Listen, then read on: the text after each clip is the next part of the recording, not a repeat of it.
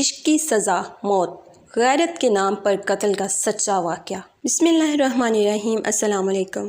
یہ کہانی ہے دو انسانوں کی جنہوں نے محبت کی، نکاح کیا، کسی کا دل نہیں دکھایا، مگر ان کی محبت جرم بن گئی۔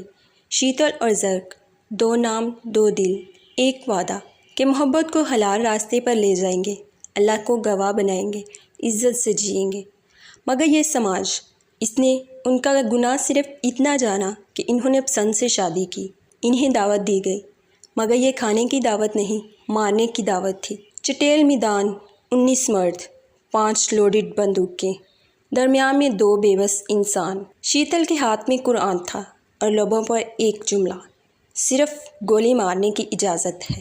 9 گولیاں، ایک عورت، محبت، وقار، وجود ختم کر دیا گیا۔ پھر زرق کی باری تھی، 18 گولیاں، تاکہ غیرت کا توازن برقرار رہے۔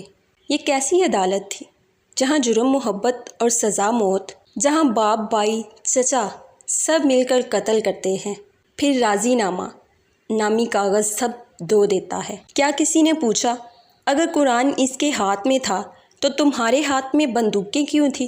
اگر وہ بے غیرت تھی تو تم نے اپنی غیرت کس عمل سے ظاہر کی؟ شیتل مر گئی، لیکن ہزاروں سوال چھوڑ گئی۔ شاید کل کسی اور شیتل کو بھی یہی انجام دیکھنا پڑے۔ قرآن پاک میں سورت کا ترجمہ ہے، پس تم ان عورتوں کو نہ روکو کہ وہ اپنے شوہروں سے نکاح کر لیں، جبکہ وہ آپس میں معروف طریقے سے راضی ہو جائیں۔